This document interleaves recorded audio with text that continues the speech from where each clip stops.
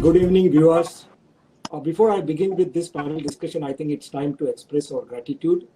I would sincerely like to express our gratitude to our Prime Minister. In fact, this particular topic, which says Jaan hai to Jaan, it is depicted from his speech. Also, I would extend my thanks to all the chief ministers of all our states, police force, security force who have been there on the road to take care of our safety, to keep the law and order in control.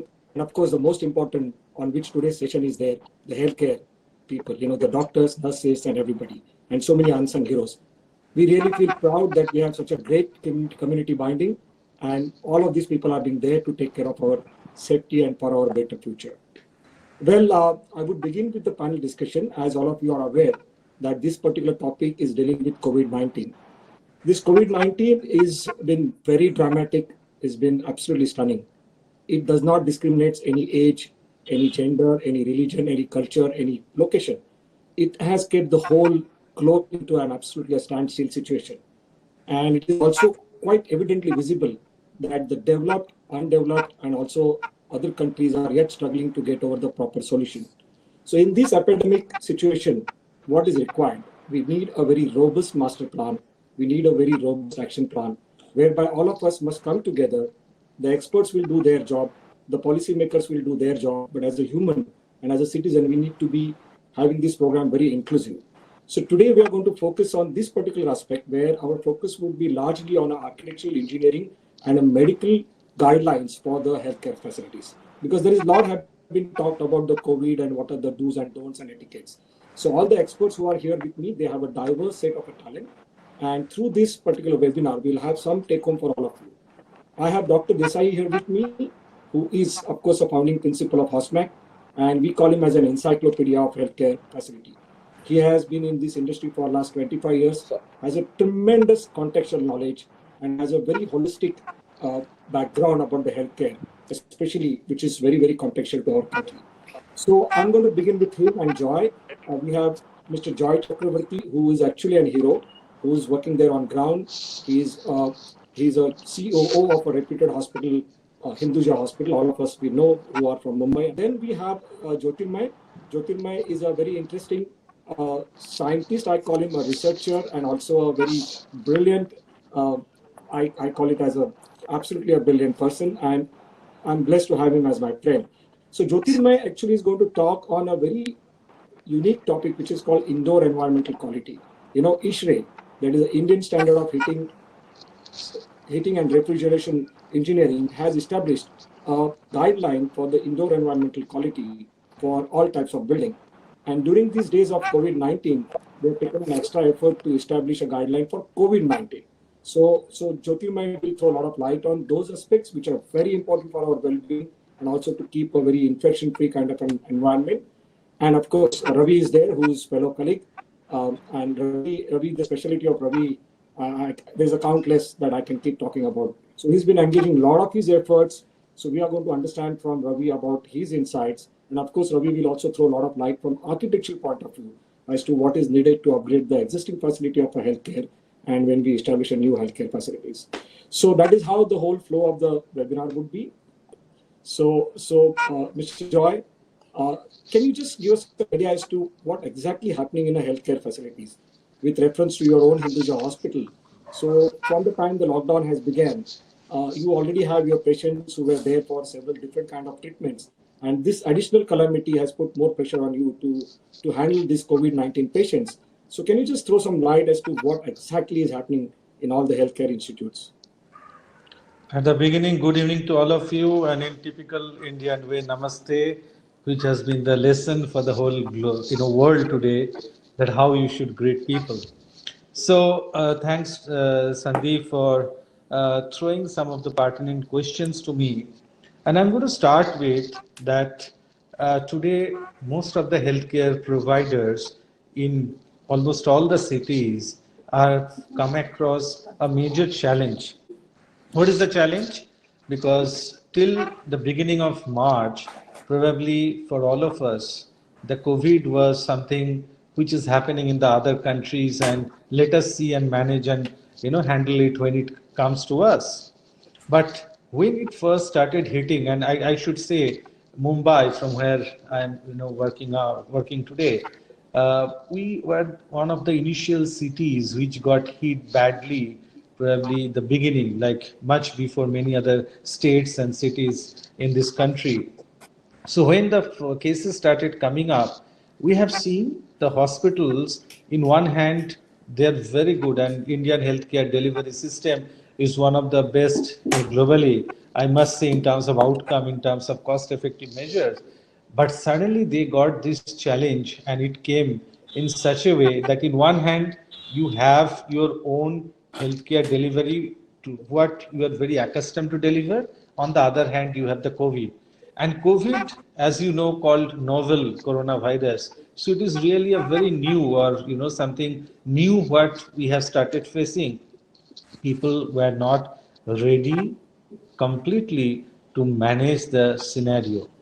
When that started coming, within few days, we started realizing that we cannot hold and manage the entire load of uh, regular patients who are non-COVID and managing COVID patient in the similar setup, because you need to have lot of different kind of procedures, different kind of practices to be followed. As a result of that, we started seeing two contrasting environment and practices which were required to be done. Then slowly these hospitals, I must say, started adopting almost in a similar time frame some of the practices, like which came as best practice, like doing triage. So when you get a patient in your facility, start doing the triaging and seeing that your patients who are so-called COVID have been screened and taken to the facility which is meant for that. There is something like fever clinic, because a lot of people started coming with fever and COVID like symptoms. So to manage them, the challenge for the healthcare providers were that they should not mix up these two and spread the infection to more number of people. So to do that, to the elimination of that process, there is something like a fever clinic concept came. Some of the hospitals started adopting it through teleconsultation and all, and patients started giving their signs, symptoms, whatever they have, and again identifying the COVID suspect and asking them for the testing purpose. And very important thing remain the testing. So most of the providers, they started banking on the testing facility. And to tell you, in the middle of March, when we started getting more and more patients in Mumbai, that time there was not that many centers which were able to do the testing. So what we did is, as a Hinduja hospital, we started creating. We have two different buildings. One of the buildings we converted into COVID patient care facility, whereas on the other building we continue to do our regular patient treatment. And at the same time, when we realized that we should not get so many patients to come in the outpatient facility, and when there was a direction from the honorable PM that the elective case, elective procedures and all should be stopped to manage the situation, we gone into the video consultation, we started doing teleconsultation, and we adopted some of this. But one of the challenge still remain, that some of the life-saving, things like dialysis, chemotherapy, radiation therapy, these are the patients, their treatment cannot be, delayed, and they need to be handled at the same time. So we created a robust system of, doing the screening for them before taking them in the hospital premises.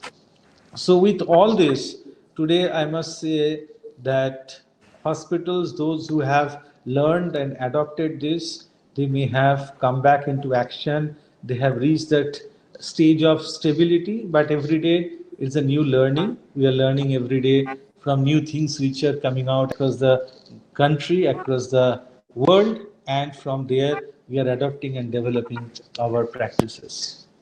That was a quite comprehensive and a good answer. I'm sure you are noting down all the gaps, because soon after the lockdown opens, we need to mitigate those gaps and we need to upgrade the existing facilities. That is what, as a planner, as a designer, we would want the feedback from you to understand what is the actual real lifetime story in a practical field. And I'm sure you are documenting those particular aspects of the things that you would like to upgrade immediately when you are being given an opportunity. So it was a very good answer, and I think gives us a good insight.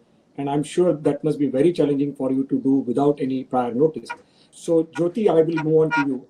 Uh, Sure. can you just tell us the efforts of ISHRE about this IEQ? I mean, I'm sure some of the technical people understand what is IEQ means. It's a indoor environmental quality. It is something to do with the air conditioning guidelines.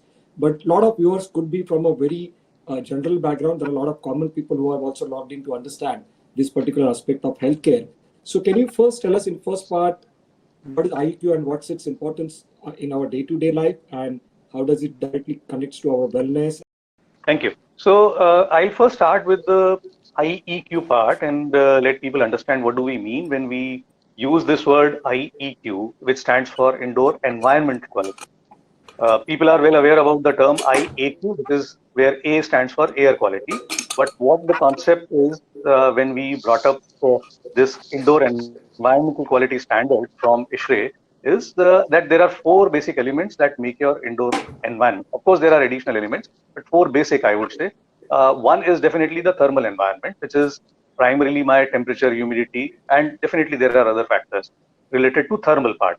Second is the air quality, which is very important and nowadays becoming the buzzword because of first the uh, Delhi-based pollution and then later Delhi-type pollution, which was PM 2.5, PM 10.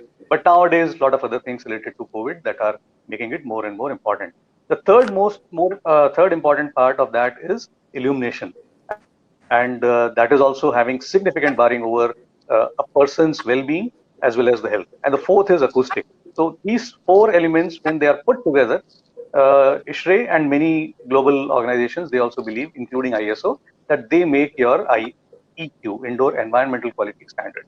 So in 2016, ISHRE brought out this standard, which is called IEQ standard. In 2019, the standard was revised and the next version was released.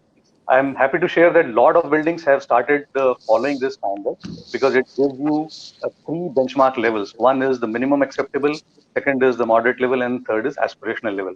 So places like hospitals and other things, other places, they can target the values and threshold levels that are mentioned at A level, which is the highest level. Whereas other buildings, commercial buildings, where they want to control the cost because everything has a cost. So if they want to control the cost of each of these elements related to these elements, they can aspire to have B level or C level, whatever they wish to have. That is one part. Recently, after this COVID pandemic had created a scare, ISHRE had set up a task force. Basically, because a lot of questions, we all were having a lot of questions from our friends and relatives that what should be done regarding air conditioning because summers are now approaching, they're already in. Temperature in Jaipur has touched 40 and soon it will be crossing 40, reaching 45, crossing 45. So generally, initially what the notion was that air conditioners cannot be used and should not be used would not remain a law kind of a thing or a guideline because eventually people have to stay thermally comfortable, otherwise other problems start coming in. So if at all air conditioners are to be used, what is to be done? What kind of steps are to be taken? So what we have done is we studied lot of publications from all over the world uh, and found what people have investigated, including the data from 100 cities. There was one publication, comprehensive publication, which covered statistics from 100 cities of China alone. And the conclusion comes is, I'll divide my answer in three parts. One is for residential. What should you be doing in residences? So it is believed not nowadays people are talking that air conditioners should not be used. Yes, I partially agree with it that air conditioners should be avoided, but when it becomes unavoidable, you have to use air conditioners. So if air conditioners are to be used, our recommendation from ISHRE side is that use as high temperature as possible because studies have shown that the spread of coronavirus and the life is less at higher temperature and higher humidity. So use the temperature as high as possible. Now, again, there was a counter question: how can we be comfortable at higher temperature? Because a typical temperature is 30, which is talked about in many documents. So if I am setting my temperature at 30, how can I be comfortable?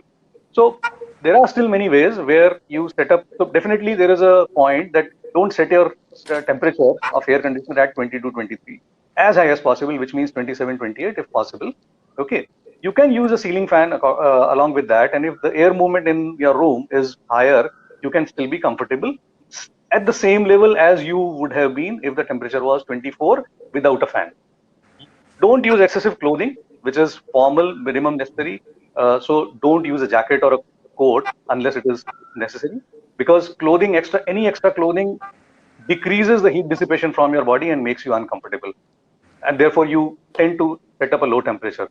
So that is one. But whenever you are using an air conditioner in a house, we recommend that open a window so that the air is circulated and you continuously have fresh air coming in your room. Those houses where evaporative cooling, commonly known as desert coolers, are there.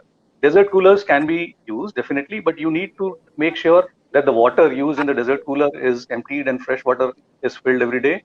The pads are dried in sun so that any biological substance that gets developed over the time that gets away. And so these precautions are to be taken. Coming to the commercial buildings, there comes a situation where many commercial buildings unfortunately don't have a high amount of fresh air intake provision. And fresh air has to be taken. Fresh air intake is very good for dilution of any pollutant. So if you can have open windows and open doors and any measure that you can have to let fresh air in, there is a possibility of great order of dilution of any pollutant, including coronavirus, if at all it comes in. Number one. Number two, filtration plays a very important role because many buildings are nowadays using Hepa filters. Hepa filters are those fine filters. So there is a particular grade of this filter which even stops 2.5 micron and even below level of particles. So what we recommend from Shikre side is that H13 level of Hepa filter, certified Hepa filter, which is that level or better can be used. Below that, there are relatively less chances that particulate matters of fine size will be stopped. Why I'm saying about this is because these particulate matter actually provide a very good substrate for travel of this coronavirus. That is what we have studied in literature. And if these particles are stopped, definitely the transmission of coronavirus is also stopped. Then there are other things which are there related to hospitals. Your last part was related to healthcare facilities.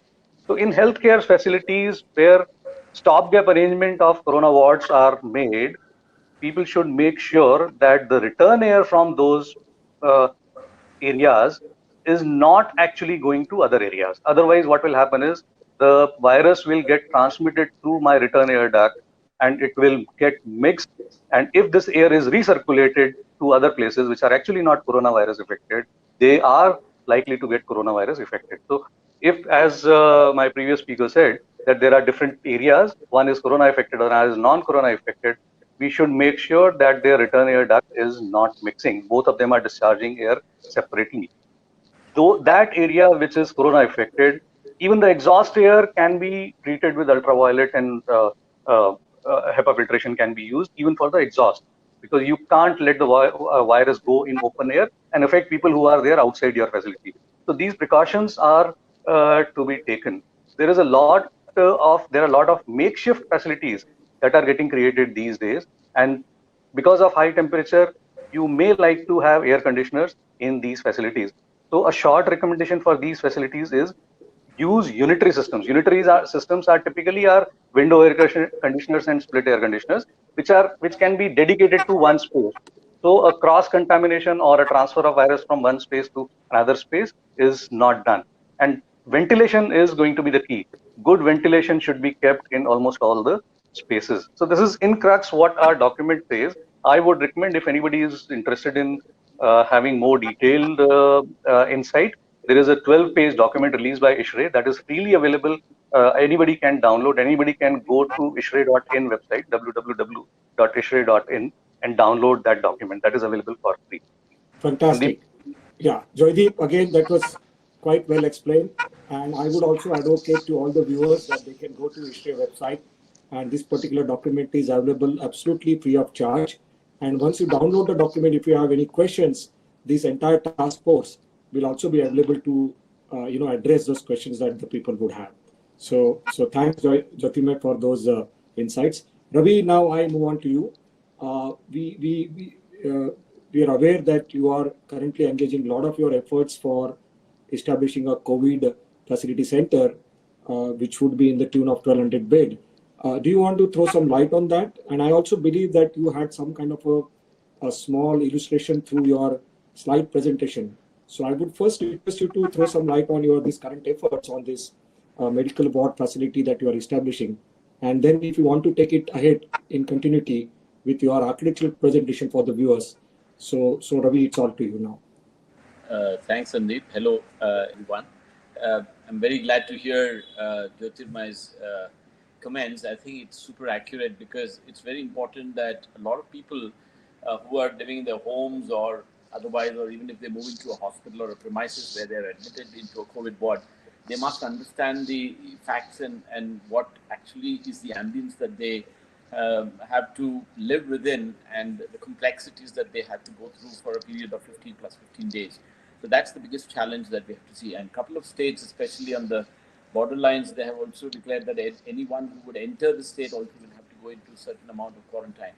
So there are various parameters that has to be governed in this program. And unfortunately, we as a country, though we are doing fantastic in terms of our own isolation in our homes and the way the police and the doctors are supporting and the government of India is presenting the whole control factor is fantastic, is phenomenal. But I have to state that the medical facilities that we still enjoy, is a bit of a big question, especially the private hospitals or some of the hospitals who have very good large facilities, but who are completely privatized, have completely stepped back at this point of time and are not supporting any needs for this particular program, which is a big challenge. And I understand the risks involved in such a situation is leaps and bounds, and definitely, therefore, they will be very careful to understand a long-term perspective rather than try to program what can be done at this point of time. So there are a couple of organizations. Until, of course, the facility is dedicated, I cannot reveal all the information for you. But in the western region of India, we are building a 1,200 sort of bed facility. 450 should be operational in 4 weeks, and hopefully we'll grow on to 600 and 800. But this has to happen with collaboration with the government of India or the army hospitals. There has to be a governing authority which will take bottom line to work together. They're also trying to see whether independently it can be done. But having said that, this is a war zone, literally, to build a place for, even 300 or 400, sort of bed camp is a COVID-19 medical ward, even if I have to call it, is a big challenge. And we are collaborating with specialists from the United States. We are 4 cities. I have a team of 35 fantastic people who have humongous experience to work with laboratories and specialist sort of facilities, which is done for primarily biotechnology and hospital needs, working in parallel from different cities to get this done.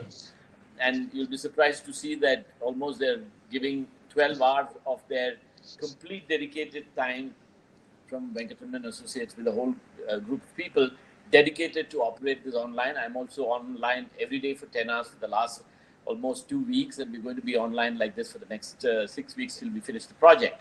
So it's a fantastic endeavor, and also from the client side, the facility heads have done a fantastic job. But the parameters, therefore, it is what Dr. Jyotirmay said is very accurate, that the parameters of measures of each of the space, the thresholds, who enters, who exits, and what happens becomes extremely complicated. And it becomes stringent because you have to align yourself to very, very accurate statutory requirement. And that becomes a big challenge to comprehend. So that's the bit of introduction. I can run through a few slides very quickly without grabbing too much of the time, so that we are able to see just a glimpse of where the threshold is and what we are doing. So I'm going to turn the screen on as a share.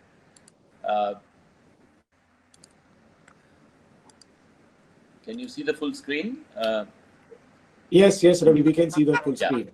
Please go on. So prima facie, the capture that we are looking at here is, sorry.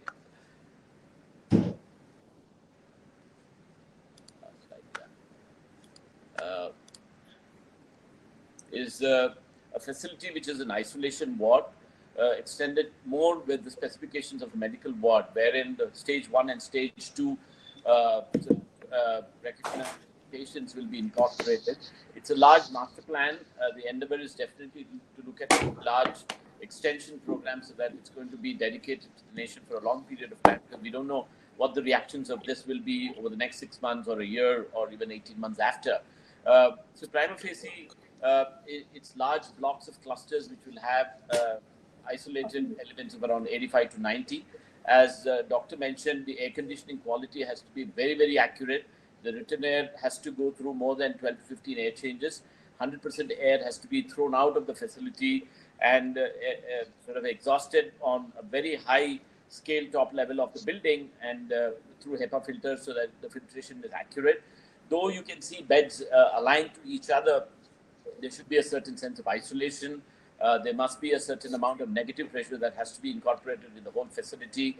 Each of the toilet spaces and whoever attends to the facility, are taken precautionary care as to where and how they cross the line and how they, come into airlocks and sliding door barriers so that the negative pressure is constantly maintained in these large medical wards.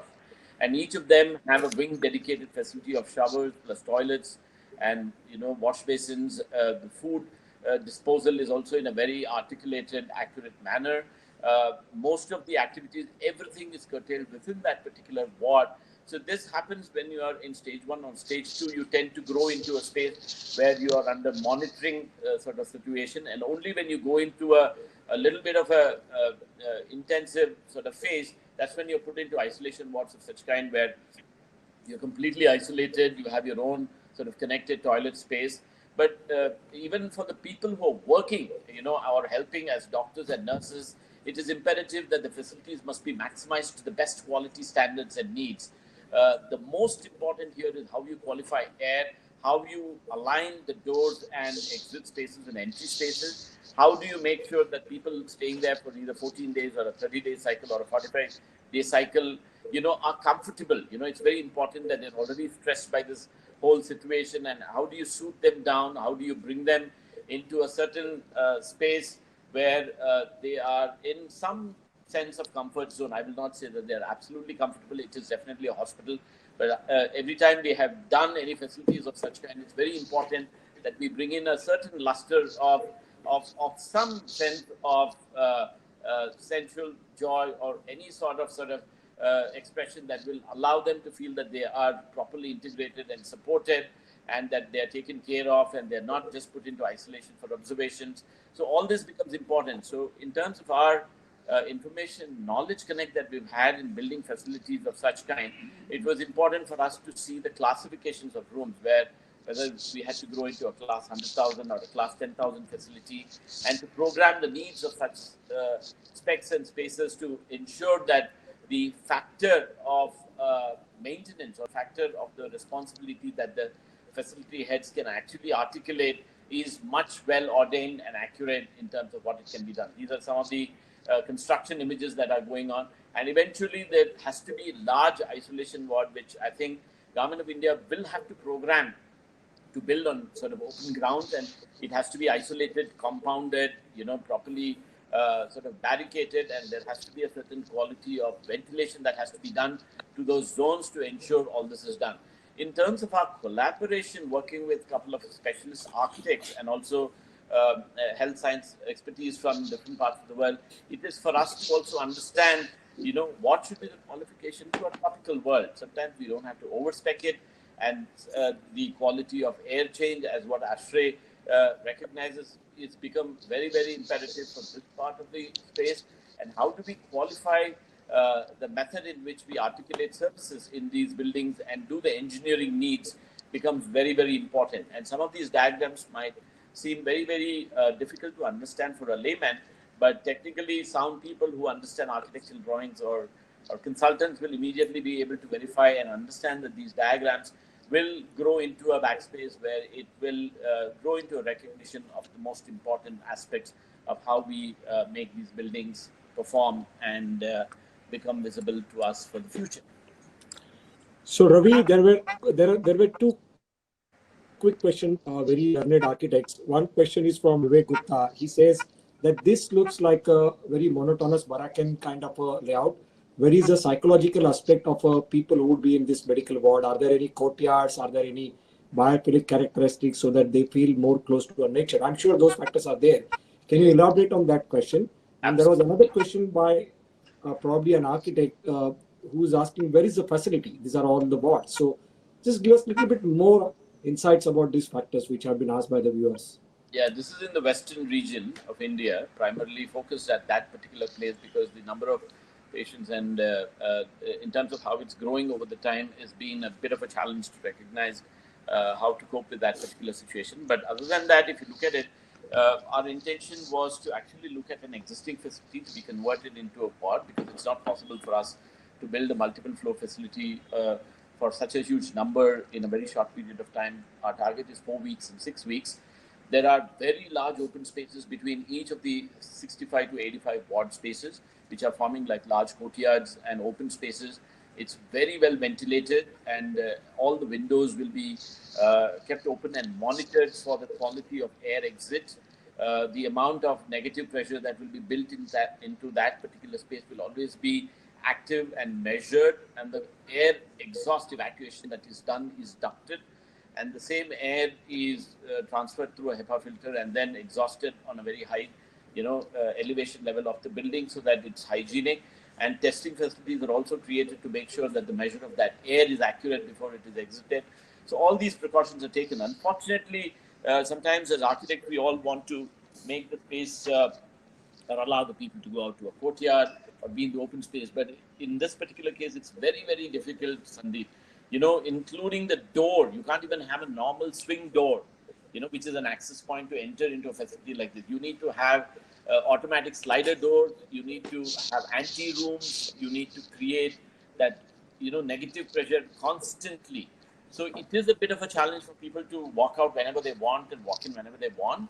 And it's very important that the proximity of buildings and the facilities in the surrounds also have to be taken care of at the same time when you have these patients staying in. And the nature of its barriers between two particular beds also has to be taken care of. As I said, when they are in stage 1 and stage 2, it's a different situation. It's not that stringent, but the moment they grow into other stages, they have to be put into isolated boxes. Unfortunately, that when they go into an ICU or when they're recognized as, sort of intense patients who can be carriers or who are infected, they have to be put into isolation. There is no question on that. And it is not that they will be allowed to walk around or they will be allowed to, the only thing they will have is their own gadgets and there'll be some pleasantness. They can have their own private television. They can, they'll be allowed to look at color and, in verbatim speak to people on communication. But that would be a situation of isolation, unfortunately. But when you're in stage 1 and stage 2, it's much better. But as I said, even for doctors and nurses who will attend on them, for them to even, come in proximity will have to be a very qualified program. I'm sure doctor will agree with me on that. True. So Ravi, a very good explanation. It's one of the good example of adaptive reuse. Now, do you think this will be a constant need of an hour where this one facility center is taking place in Western region? But I'm sure as we move ahead, there will be a lot of such requirements will be there. So again, from an architect point of view, job well done, and I'm sure it will be established very, very soon. But this particular, the psychological aspect of a patient that he or she is already under trauma, and they want to see that how fast they can recover. How about incorporating some biophilic characteristics like, they don't feel claustrophobic, they feel more that they are not normal, but they are normal. So is there any specific ideas that you want to talk about upgradation in the existing facility, or maybe that should become a norm of a new hospitals? Of course, we have been always this sure that there is a maximum daylight, there's a good outside sky view for the patient for their faster healing. We were also using a lot of therapeutic values for doctors and service staff to ensure that everybody's in a good kind of a motivated mood. But do you want to throw some more light from architect's point of view as to why you are doing this adaptive reuse, and also while we will be doing a newer healthcare facilities, what should be those parameters? Yeah, we have also a specialist, a graphic designer who has come on board. It's a very large agency which is supporting us, where we are looking at the value of color. There's a specialist color consultant. There's a special stylist who's also we've incorporated into the team, only for the reason that we want to make sure that the quality of color is pleasant. It is not just about, I would call it psychologically or even epistemologically, you have to react intrinsically to the nature of your surroundings to feel pleasing, not just about how you know, look and feel. So therefore, it is very important. We are trying to bring in some amount of green spaces inside, and a pinch of space where they can walk around, and very bright colored graphics, and allow some visual requiem to them. And as I said, the first two stages, we want to open out a large amount of windows. And you saw the first slide, which has intense greens, and all the last 4 or 5 slides, there's a huge amount of investment that is being given for only graphics and color, and the nature of fabric, and the nature of gadgets or support elements that they're given to enjoy, because you don't know the age group. You know, it can be a small kid, it can be a senior citizen, or it can be a middle-aged person, or you know, a 40 plus or a 50 plus person. You don't know the age grading who will be admitted into this kind of a facility, and the treatment will have to be programmed in a uniform pattern and matrix, without keeping either the sex or caste or the class of their sort of arrival space from. So it's a very complex situation, and I have to admit that this is a makeshift phenomena. Let's not look at this that India has to be prepared to build facilities of a much larger scale, because this is not the end.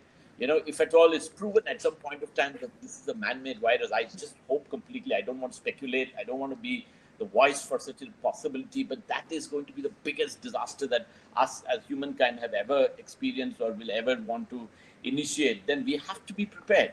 Today it is not enough to shore up munitions to fight wars. I think we need to hold umbrellas. We need umbrellas to just shade ourselves from everything that can come towards us. So therefore, I think the country has to wake up and prepare facilities which can help us for not just this specific kind of virus, but anything that would be in such parallels for the future. Yeah, so Ravi, that's well explained. I can see there are lots of questions which are coming on a wellness. So let me tell the viewers that there is a lot of research has been happening on a wellness aspect. There is a wellness rating system already available, and all the architects, planners in a healthcare have been already incorporating a lot of wellness standards. So obviously for the COVID-19 patient also, those aspects cannot be ignored, but it has some peculiar requirement where they have to be in an isolation facility. The more important is to ensure that they are properly isolated, whereby the infection is not spread. But at the same time, once they get out of the stage 3, once they come towards the rehabilitation, there will be a process to ensure that they will be into a kind of a premises where there will be a lot of wellness. So I come to you, Mr. Joy. People have been also asking a question. Sandeep, before you go to the next point, I want to also mention that once we open our offices or homes or cities or streets, I think we need very strong legislation. A lot of discussions are going on amongst all of us to understand how we have to operate, and there's a lot of confusion, there's a lot of speculation. There has to be very strong, stringent legislations. Otherwise, we are into another biggest volume of disaster. There are festivals coming down the way, and we're going to... Jyoti wants to say something on that front. Jyoti, I totally agree with what Ravi is saying. There is a specific protocol, and in fact, in our document, we have also given that protocol that this is what is to be done. These are the steps. For example, ducts. So ducts have to be sanitized. Filters, if they're already existing, they have to be sanitized and disinfected.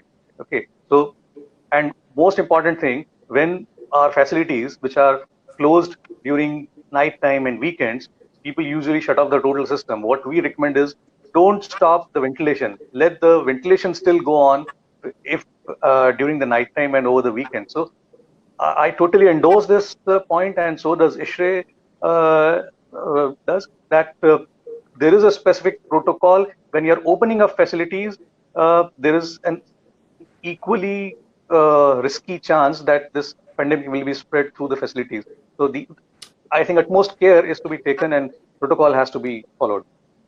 Okay, Jyoti, one quick question. Many of the small offices, mid-size offices do not have a centrally air conditioning system. They normally have a DX units or a small kind of a modular VRV systems, and especially in the houses, people don't have that kind of a facility, at least in our part of the world. So people use mostly the VRV systems or a ductable or a non-ductable kind of DX systems. So what would be your advice to those sector of people who have a mid-size of offices, who have houses? I mean, everybody in Mumbai and many of the cities in India are habitual to live in an air-conditioned environment, So what are the do's and don'ts that you can quickly suggest them?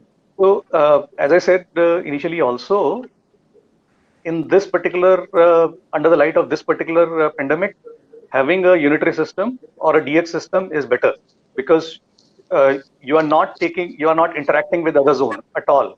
And if your room or your house is not having COVID virus right now, it's quite unlikely that you will get it from somewhere else unless you go out of your home or office, right? Whereas if those ductable systems are there, again, I said, if your the duct from your area is mixing with the duct from other area, then I would say this is not a thing, not a good thing to happen. So what we recommend is totally block your return air path. So if you have a return air grill, just block it with a sheet or whatever, and then let the air go out of your window. Okay, because return air is what will take COVID virus from one space, mix it with the air, and then if this return air is going to my air handling unit, where it mixes with a very small amount of fresh air, it brings back and spreads the COVID virus to all the places this duct is connected to or catering to. So again, to summarize, block the return air path and let the air which has come into your room go out of your window. Don't interact, don't let one zone or one room interact with other zone through the air path even. That is the key. So in a nutshell, probably you just keep your windows open, let the fresh air come in, allow the existing air to flush out. That would be a very simple mechanism. And one more thing that we are recommending is keep humidity level as high as possible. Because what happens is, if your air is dry, and even if there is a COVID patient, and if there is a droplet of containing that virus that comes out, if the environment is dry, that droplet, water of that droplet evaporates very fast if the environment is dry, and it becomes smaller and smaller. The moment it gains a sub-micron size, it becomes an aerosol, and then it stays in air for long, and that can be a risky element. So that's a good answer. A lot of people have a misconception that it is not airborne. Of course, it is not airborne. But if you are in a place where if somebody sneezes, those droplets, they come out of the that sneezing, and those droplets has got lot to do with the humidity level, So that is how it can also spread. That's what you're trying to say. The spread of particle size, if somebody sneezes, or if there are studies which say even if somebody is talking, there are aerosols that are coming out of your mouth. And so definitely there are evidences that this is airborne. But even if it is not airborne, dry environment would encourage it to become airborne from non-airborne nature. And that can be controlled by keeping little high humidity. It should not go beyond 70%, because then you would have fungal growth and other problems coming in. But you can go up to 70% at least. Yeah. So my next question to Joy, Mohit is asking, already people are worried about hospital-acquired diseases. That is something that was in minds of everybody. People go in a hospital for a particular type of a problem, but they are always concerned and worried, no matter how best is the hospital, that if their stay prolongs in the hospital, they will come up with some other infection or some other hospital-acquired diseases. So how would you handle this kind of situation with this additional calamity coming on you? Is there any specific thoughts you have as a hospital operator? And is there any kind of a white paper, or is there any kind of a evaluation document you people are creating so that it forms as a new guideline? What do you want to talk about this? See, there are two types of patients or kind of clients are coming to us. One is so-called COVID, and another one is non-COVID, which we normally got for last several years. So for the handling of these non-COVID cases, the kind of best practices, in one hand, you have all sorts of air circulation, the AHU, and kind of physical environment. But on the other hand, we have the other thing, which is like your clinical practice, like when you put a ventilator to a patient, when you give a medication, antibiotic, which is resistance, those things can create the hospital acquired infection.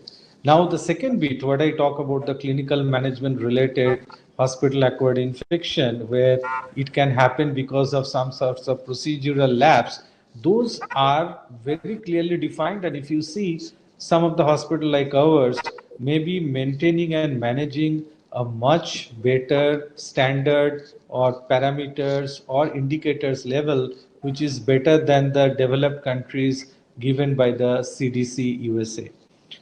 So there is no problem in that bit of it. The second thing comes your environmental management. And when some of the modern hospitals, when they have come up, I was hearing about the new hospital which is coming up for the COVID. So a lot of these parameters have been given a lot of importance. And I'm sure all these are in place in so-called modern hospitals of today. But now the new thing which has come up, this COVID, every day, let us say that we are learning. Every day we are trying to manage the situation. And some of the things what I heard about keeping the window open, keeping the air circulation, it should go through HEPA filter. To be very honest, some of the hospitals, even they are advanced, they may not have that much of negative isolation or that kind of provision which can handle this. And as a result of that, you have heard that when there is any hospital where they have detected a positive patient, authorities have come up and told that you have to stop admission, you have to shut down the hospital, you have to get into the containment zone, because they are not sure what kind of environment, what kind of management is there in that hospital. And keeping that in the mind, we have, when you say white paper, I must say that it is too early for our kind of setup to come out with a white paper, but we are getting a lot of directives, a lot of guidelines from, whether it is CDC, whether it is our own, Department of Health and Family Welfare, Government of India, also from the local administration. They are telling how you should manage those kind of situation. And not only that, there is a huge emphasis on the biomedical waste management for this kind of patients. So how do you Sure. manage that? How do you segregate that? And ultimately, how do you dispose that?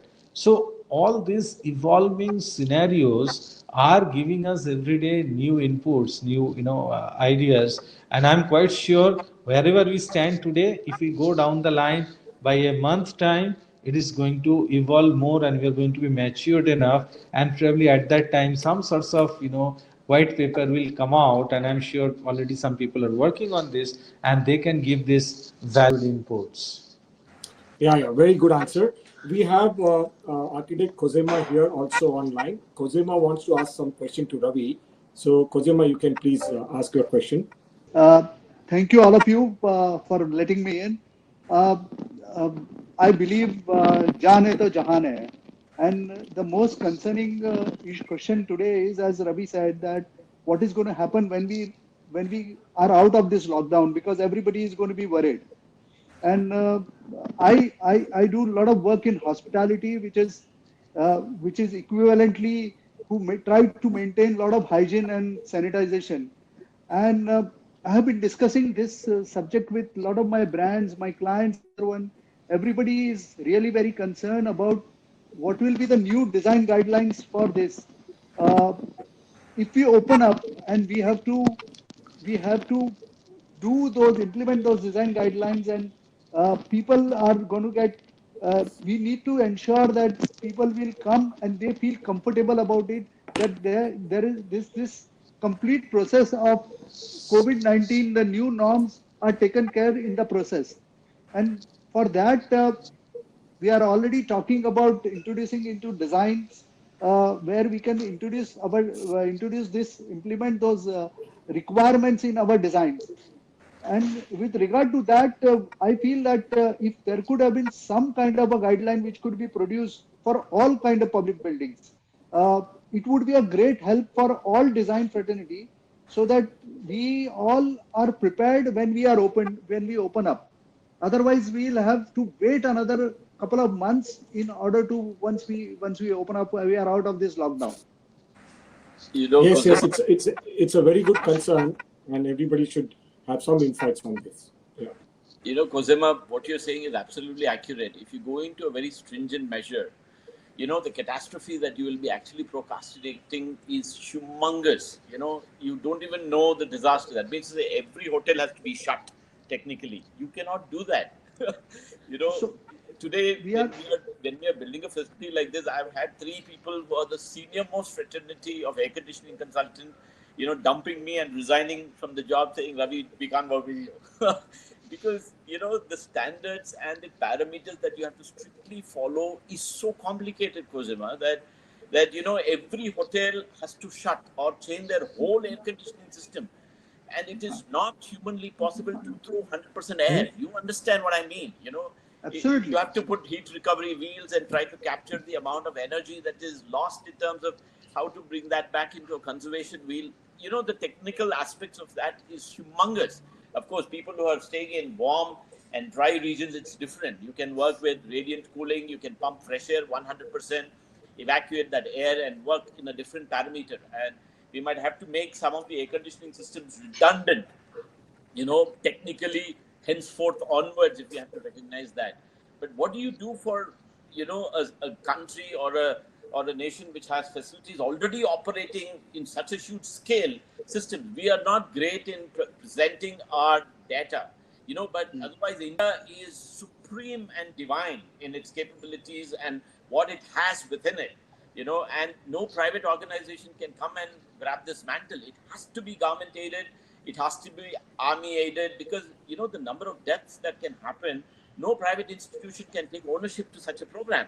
It has to be a government sort of recognized organization. You have to shun privatization. There has to be a socialist republic in this making. So every institution has to have that socialistic sort of intervention to control the quality of air, temperature, and the way of wellness that has to be governed in these places if we go into a stringent guideline. But I don't know, countries or states which are opening up, I'm surprised they're going back to the old regime. They're going back into the old norm. Today I have almost 18 students of mine from Florida. They're all from, FCGU here on the panel, and they are constantly writing to me and, surprised that where is the funding with India to do something like this, or where is the money that the country has to bring in such a humongous change in a market sort of diminished sort of situation. So these are all very big questions, Sandeep, that we have to recognize. True. So I'm again coming back to Joy. Joy, a lot of people yet want to have a little bit more clarity as to now our Honorable Prime Minister has said the lockdown would continue till 4th of May. We all know that that is something that is very much essential, but and it's a very difficult question to ask, but that's a question in everybody's mind. Do you think, or how, we all know that it will not come to normalcy immediately. There will be a very strategic step program to come back to the normalcy. But how do you see sitting in the healthcare industry? How do you see? And what would be your advice to a general people as to how they should give a human response to this? Because everybody is very eager to come back to work. Everybody is much more concerned, because everybody's social, sitting at home, has now started creating some kind of a discomfort. I would not use the word discomfort, but kind of a concern. So we would like to hear from you. What would be your general advice, and how do you predict the short-term future out of May? So is it for the hospitals or you're asking in general? Both. We are asking both. It's for hospital, and generally, since you are sitting in the shoes of a COO, you see so many patients coming to you, you see so many patients relative coming to you, so you know very well how the mindset and how that traumatic situation influences people. So in general, as a healthcare professional, what would be your brief advice to the people also? See, one thing I must say that I'm not that optimistic that after 3rd of May, the things are going to be hunky-dory for the healthcare delivery bit. Because a lot of things have to happen. For example, when I need to have my healthcare workers back into their feet to support and serve all these patients who are going to knock my door. And also at the same time, I'm not sure what kind of number of cases are likely to come back even at that time. So we ourselves in our hospital, we have created some sorts of exit strategy for the hospital when we come back. We started developing it maybe during first week of April itself, thinking if after 14th April we come out, what was the first lockdown phase, and then it got extended for 3rd May. So we have only changed our dates, but action plans remain almost same. So what we will be doing, and that is the way we want our community also to respond to us. On day one, we may not come back in full swing to work like the way we have worked in the first week of March. What we'll do, we'll open up by phases. And at that time, the common public, common people, what they should do, they should support us not only to our hospital, for any hospital when they open up in multiple ways. First thing is, when our Prime Minister declared that people should use the mask. Now, mask is nothing but a personal protective equipment. So, if it is mask, if it is hand washing hands, we expect that you maintain this kind of rules. You please follow this kind of guidelines to ensure that you don't expose yourself. At the same time, if you are at a high risk, you don't make the other person also to get exposed. But very often, I can tell you, even today when you are running, we see people have some sorts of challenging mentality. They want to come and feel that they want to come and tell us as if they are absolutely aware about everything what is happening. We only should cooperate with them. But my personal feeling is that attitude needs to change first, and there has to be some sorts of acceptance towards compliance towards the norms which has been given by the authorities. The second thing is, we ask a question when somebody enter in the hospital as a part of screening to give their history. Can you imagine, we have come across some people who have hidden the facts of their foreign travel, who have hidden their facts of exposure to some of the positive cases, and when we have grilled down, when we suspected, then the truth has come out. So again, try to be from your own, for your own interest, for your self interest. Try to have the disclosure which is good for everyone. And the third thing I'll tell, that during your procedure, during your treatment for whatever you come, cooperate with all the instructions given to them time to time. Even in our hospital, we had patient who was positive, who wanted to leave during the course of the treatment and felt there is nothing big happened to them and they are absolutely okay. So now this is about the hospital, what we expect them to do, and in the regular, normal life, or in the, I should say, the office or whatever, they start going out of their lockdown, they must continue that, the new term what all of us have learned during the course, social distancing. They need to have the personal hygiene. They need to follow again the guidelines given by the authorities, because other than that, we are not going to come out from this issue. I'm sure all of you have seen recently the Ministry of Health and Family Welfare, they have declared that before lockdown, it was 3.2 days within which the number of cases were getting double. And today we stand with 7.4 days when the number of cases are going to be double. So if we really want to prolong that phase for case doubling, then probably we need to be adhered to all this what Yeah, has been given and directed to us. that's a very good answer. Just a quick one. I want you to be slightly brief because there are lots of questions are coming for the panelists. So whenever there's a private hospital, people also have one kind of a concern in their mind that for valid reasons, private hospitals sometimes are also expensive. So is there any program for such high profile, absolutely branded hospital like you to have a partnership with government and do some kind of a subsidy for the needy patients, because this COVID do not discriminate. If there is somebody and we need to convert, like Ravi is taking an efforts to convert a building into a 1,200 bedded hospital. So how is the social responsibility from the Hinduja hospital coming in? I want you to be little brief. I have so many questions coming up on screen. So is there anything happening on this front, Mr. Joy? See, irrespective of this COVID, Hinduja Hospital is already allocated their 10% bed for completely free treatment and 10% for the 50% discounted treatment rate for the people. So for that, they only need to show their income certificate and then they qualify. So we have extended the similar, provision for the economically challenged class of the society, and we are committed for that, and will continue to do that. And at the same time, when you say with the government, we must say that Maharashtra, especially the Mumbai Municipal Corporation, they were very, forthright to involve the private operators much before even the case got diagnosed in Mumbai. So for more than last 1.5 months, we are working closely with them, and we every day declare the number of beds what we have for this treatment, and it is from the centralized pool. All the patients are referred, where we have very minimum control over whom to receive and whom not to receive. So we receive all the patients whoever have been referred by them. So that is the way we have joined hand and we are working with the local administration. Sounds good. We have Mr. Motwani here online. He has some question. I think this is a question to you, Jyoti. He wants to ask some wellness questions. So, Mr. Motwani, who is also a kind of a promoter of this particular program, so he would like to ask you some question. Mr. Motwani. Hi. Good evening, everyone. So I have actually two questions.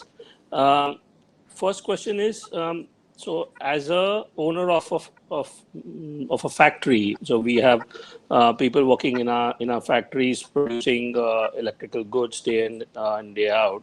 What steps in terms of upgrading our infrastructure or creating changes in the sitting layout or for that matter exhaust system would be recommended in a place, because the safety of our workers would be our top priority right now.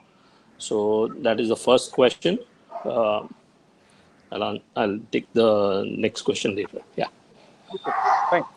So factories principally are no different than other places. Key is again going to be use of fresh air. Now in factories, what you have is you are usually not using air conditioning. You are using Correct. either normal ventilation or evaporative cooling. I don't know what is the situation in your factory. It's mostly just fans and exhaust system. Yeah. Just fine. So again, recirculation of air, please stop recirculation of air and have as much as once through circulation. Another thing which is recently found in one restaurant in China, again, one study, because most of the studies are coming from there as they were the first one to hit, face the hit.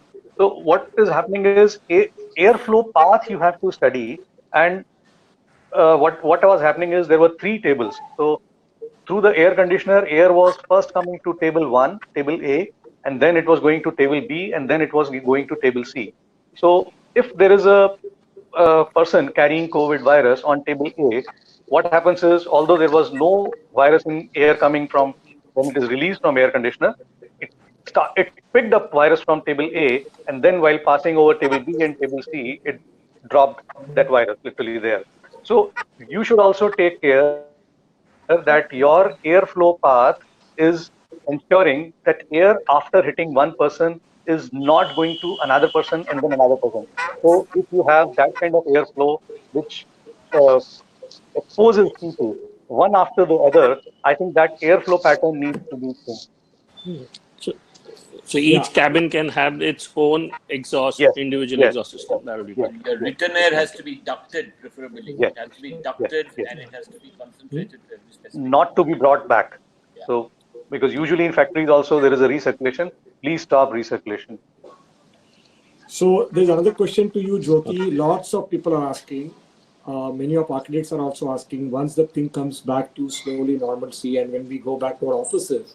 I'd asked you this question earlier also, but if you could be slightly more clear, what are the principal guidelines that we need to take? Saurabh Chatterjee, who's also an architect, Bharat Yamsinwari is also an architect, and I'm sure many other professionals who have a mid-size of offices, and they want to know, especially from the kind of a guidelines that they should follow after the office space gets re-established and it gets reopened. Do you want to?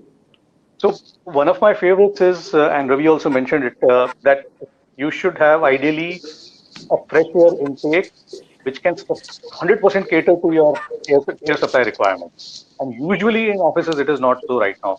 So if through the retrofitting, you can have some measure to maximize the fresh air intake as much as you can. I don't know whether doing it to 100% of supply air level would be possible for every office or not. Usually it won't be possible. Not so easy So because you have to does do a lot is of it major mentioned in retrofitting. your COVID-19 guideline, Jyotirmay? Is this Yes, all?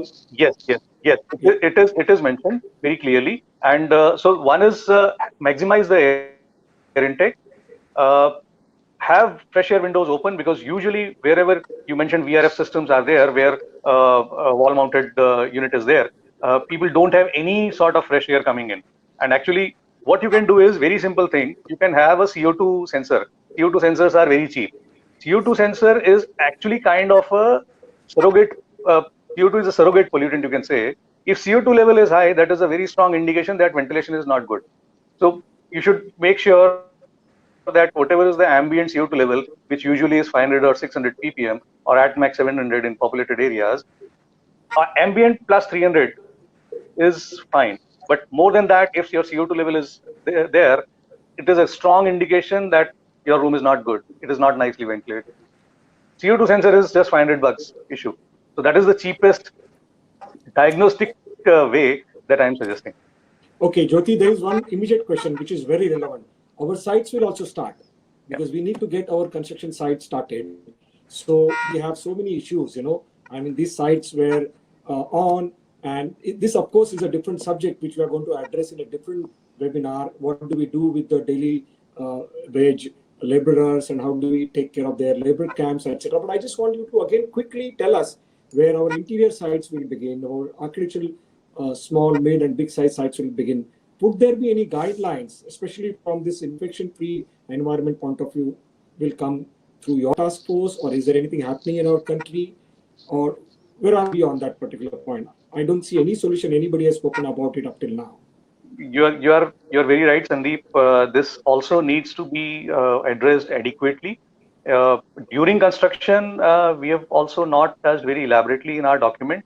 But yes, whenever your construction is complete and you're occupying the building, between that there is a period which is called flush out period. All the uh, green building guidelines, they recommend a certain period of flush out. So that flush out will ensure that if any virus or any similar thing, that infection that is left by the workers, that is covered under the flush out. Anyways, on solid surfaces, if the temperature is more than 30 degrees centigrade, the life of this virus is usually not more than 1 day, as it is there in scientific journal. Yeah. So keep the temperature high. High temperature is going to kill viruses on surfaces, and then flush out adequately.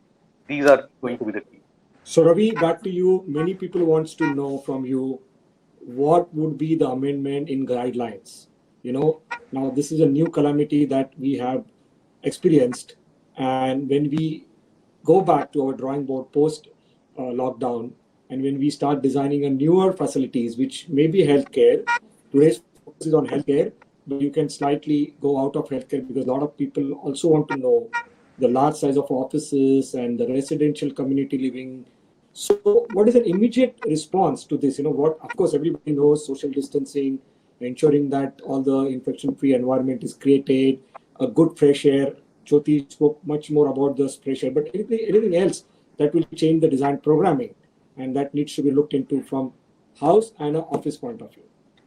See, it's of course it's a very elaborate answer that I have to explain if I have to really complete the question, but I will try to be responsive in a nutshell. See, there are very good documents. My Pune office and my team of architects have done a fantastic job. They've actually documented a lot of information, collating information from different parts of what we have from consultants in India and as well as overseas. So we need to collate that document and share it amongst professionals. That's the way we have to do. Not make it unnecessarily exhaustive. Hit upon at least the first 20 factors that has to be taken care of, and first attend to that rather than be nerdish and unnecessarily read a 300 or a 400 page document, which is one. Second, a lot of research is already done. A lot of people have already created documents world over. A couple of architects who worked with me for many years are now working in the United States. Some of them are building fantastic, COVID-19 sort of isolation ward facilities for the United States government, Indians, and they've done a fantastic job. I'm constantly in connect with them every second day, collaborating with them to understand the experience of how they're trying to combat this particular situation in different temperatures. Definitely, because the healthcare that is available, I'm not undermining what we have in this country, but the experience of what healthcare can be in some of the other countries are much, much more precise and better ordained than what we have today. But I think what is very important is trying to tell everybody to follow a pattern is a very, I think a democratic way of going to people and saying, please do this. I don't think that's going to work. My suggestion is that there has to be health officers. I think today the only doctors are the only occupation that we can trust, whether I'm right or wrong. They are the only ones today in this whole subcontinent that we can trust, because you will only listen to them and make them as officers major to come and evaluate, certify offices to open. Just shutting the whole country for a month is not going to work, Sandeep. 10 days, you need to jam, the whole acceleration. I agree with you. You need to, put a thumping sort of stop, and you have to do that. And then in qualified controlled methods, go to every space, every sector, every nook and gully, and then open it up in a very programmed way, in a very controlled way, and tell them how to be, living hereafter. I think that's what is important. Even, trust me, after 5th or 6th, if you leave the whole country open, it's going to be a disaster. So you have to create that parallel. It's like the Korean premier, has a 1 million, bodyguard security system running around his spine. It's that sort of a system that we need to build up. We need to call for an emergency. The country has to stop this democratic, process and convert this whole, regime into a short period of controlled emergency program and ensure that there are officers. Today, Sandeep, you and I know that when we get onto a flight and get out of a flight, all of us are still educated morons. Everybody jumps into the bus. Everybody wants to get out at the same time. Everybody wants to rush out. You can't, blame the illiterate. Trust me, the literates are the biggest morons also that we have seen on this planet. So we need to program manage this only through a fist. And that has to be done through efficient group of nurses and doctors who can become officers, come to specific offices, areas and sectors, and release this program. Otherwise, I think it's going to be madness to just sit like this and do nothing and lose the economy. Good answer. Vivek, I'm coming to you. Just have some patience. A lot of people are asking, what is the future of healthcare? I will try and give something from me. I feel like how we have been designing the commercial spaces, which were agile, because all the commercial spaces designed by an architect were very flexible, because people know that the static fit-out layout doesn't work. So after 5 years, people may want to change the number of workstations, people may want to change the orientation of the cabins. So I think the same philosophy will come in healthcare design, or will have to come, whereby the modularity, upgradation should become very flexible.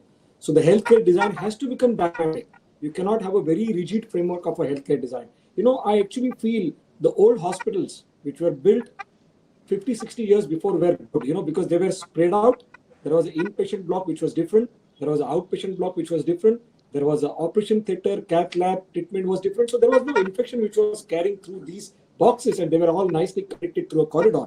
But today, we have a scarcity of a space. So all urban hospitals are one over above.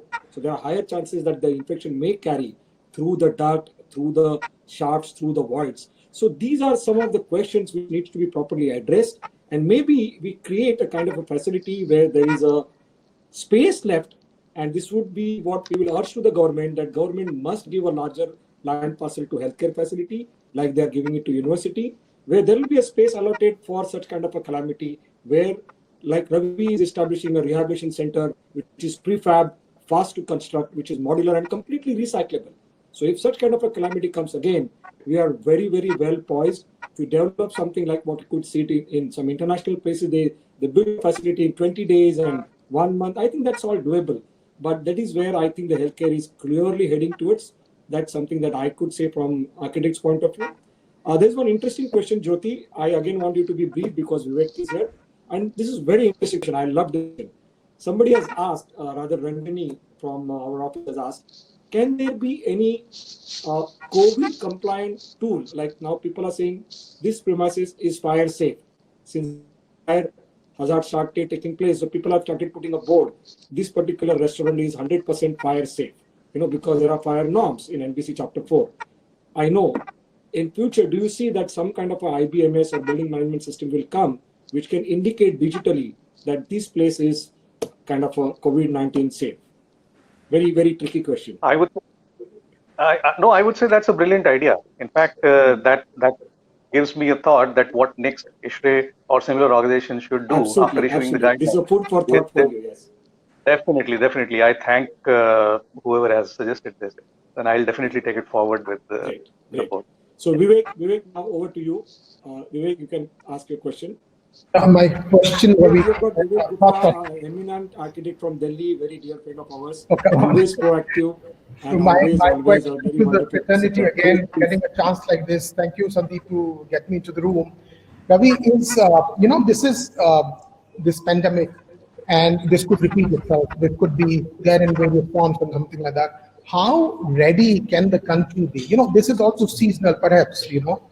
Can we have an option of incremental, what Sandeep also briefly touched on, where the architect suggests that there is like one little node, which is where the basic medical facility is, and you off the side to prepare some kind of containers which are, fully operable rooms which have separate air conditioning, window units, and everything, which is compliant to whatever Jyoti is saying. And then, as and when there is a need, you go on incrementally using them, connecting them by means of a corridor. Can we have a plan like that, which is also transportable? We are well connected. The road network is fantastic. If the need be, they can be airlifted also, so that wherever there is this pandemic, wherever there is this kind of a issue, you can transport. Those hospitals can be built overnight, and these units that we build off the side, there is no construction involved in that. That takes care of all these issues about air conditioning, disposal, and everything. And this is an incremental way of providing for healthcare facility, which is completely sealed, completely proof of everything else, and it's COVID proof for that matter. It's another matter that there is going to be a COVID patient in it, or it could be another patient with some kind of a virus in it. What do you have to say on that? Is that a possibility for architects to suggest in the given scenario a healthcare solution which is incremental, which is assembled on site within no time? No, I definitely would, encourage that idea. It's like during the Cold War. I'll take you to another dimension. During the Cold War, what Russia did, or what some parts of the Russian Republic did, to build bunkers, assuming that there's going to be war and there's going to be a disaster, and they spent billions of dollars. That's what even Iraq did at some point of time. But that's not the answer. I think in some way, yes, you need for sure. We are very lucky today that the numbers have not been catastrophic in this part of the nation, in this part of the world rather. So we are in some sense that way very, very lucky compared to other nations. But having said that, the most important thing I think we must do, Vivek, is that in some way we have to encourage passive systems.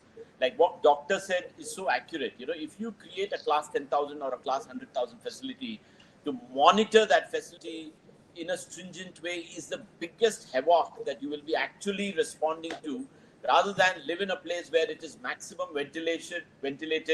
You maintain negative pressure, you pump the fresh air out, keep the windows open, maintain the temperature level, what doctor said. That is a much, much more hygienic method of at least recognizing stage 1, 2, and 3. Of course, once they go into intensive care unit or they are intensely diagnosed for the virus, then they have to be put into isolation boxes. So that's a whole different paradigm shift that we'll recognize. But en masse, when you have 100,000 or 150,000 people recognized, you cannot create bunkers. You cannot create vestibules. Nobody will invest, whether you pinch the tax money or levy, additional taxes to, the bourgeois sort of community or the, upper crust of the society. That's not going to answer your question. For us is to only grow back to that 40-year or 50-year-old cycle. and see how we can do passive systems. As Venkatraman Associates, as VA Group, as one of the directors, I'll tell you, we in today's practice in the country build one of the best laboratories that you can ever imagine on the planet. We've been hired to do even laboratories in China and in other parts of the world by international clients for the only expertise that we share. And we've done laboratories where we test animal testing facilities. We've done laboratories where they test even Ebola as a virus. Trust me, just that one door for that one testing laboratory costs $500 million. It's not possible for us to build these isolation wards. We don't know what are the new other kinds of viruses, Vivek, that's going to come about into the planet. This is just one of its kind that we are experiencing today. Yeah, so Ravi, I just meant these kind of self-contained units. Basically, they could be used for anything. They could be an incremental way of making hospital beds available for the healthcare. Not necessarily they would be, and I don't mean to say that they would be. That's the cheapest way of being able to do this, and the fastest way of being able to do that. In isolation, each unit by itself, each incremental, as and when there is a need, there can be. So this is from the point of view, this idea. I'm not trying to make it very expensive from management point of view also. So that was the whole idea. I agree. Thank you, Vivek. Vivek, a couple of countries in Scandinavia have started encouraging houses to build these modules, what you're talking about. They are giving them, self-construct units, like a whole kit where you can assemble and put it in your house. And if you find your wife or your kid or your parent, somebody or yourself, diagnosed for the problem, you isolate yourself 100% in a module or a cubicle. That's exactly, and so that you don't have to be dependent on some other hospital or a public space, or you are not further contaminated by other patients, or you are not contaminated, you're diagnosed thinking that you might have the virus, and you go there and you get contaminated. That's also a bigger challenge. People today are converting stadiums, into isolation wards. Sometimes it surprises me that 5 of the healthy guys might get infected, by unhealthy people. True. So these are all big challenges that we recognize. So therefore, it has to be, sort of decentralized. Everyone has to become responsible, and I think we need to stop democracy. I'll tell you. Today I'm going around in the morning, spending 2 hours distributing, essential needs for households and laborers. And I see temples still open. They don't allow mass congregation. The temples are wet and people are still doing the puja in small shrines. I see azan. Yeah. So Ravi, very, very well said. And your points are absolutely relevant. And I'm sure the human response, policymakers will do policies, designers will design, but human response is very important. We have only 5 to 10 minutes, and Mr. Joy also has been very kind. All of us must remember he's live on ground. He has to go back to his hospital to take care of patients. So, Mr. Joy, I have to leave from hospital. I am still in hospital. I have to leave from hospital. Oh, yes, I'm also still sitting in the office. Yeah, we truly feel very proud of you. And we had a very productive discussion over the last 1.5 hours. This subject is such that we can keep talking. But I think a lot of good questions are coming here. Those will be surely archived, and those will be circulated to all the panelists. And if the panelists, they agree, we will ensure that these answers are given, because I see very mature, very sensible questions, and the kind of participants that we have, they are really good. And people are asking about NABH guidelines, JCI accreditation.